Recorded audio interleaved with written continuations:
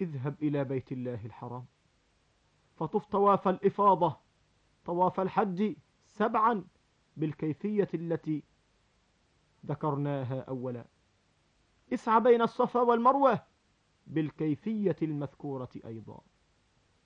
فإن كنت قارنا أو مفردا وسعيت بعد الطواف الأول في القران أو طواف القدوم فتعذر، فيكفيك هذا عن السعي الذي هو يوم العيد بعد طواف الإفاضة، طواف الحج.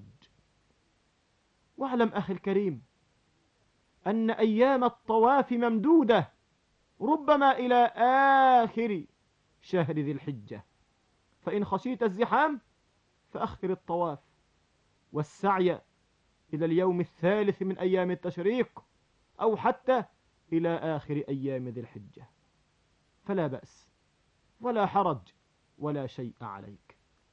أخي الكريم، مجمل أعمال هذا اليوم 4 لا يضرك بأيها بدأت.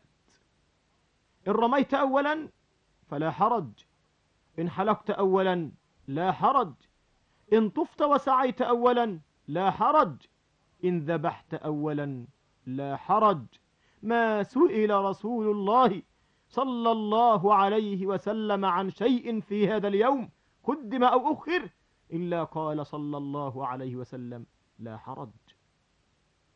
أخي الكريم، ما دمت قد عملت أي عملين من 4، طواف وسعي أو حلق وتقصير أو رمي أو هدي، أي 2 من هذا جاز لك أن تتحلل التحلل الأصغر، فإذا أكملت 4 تحللت التحلل الأكبر، وحل لك كل شيء كان قد حرم عليك بالإحرام، حتى الزوجة فقد أصبحت حلالا لزوجها.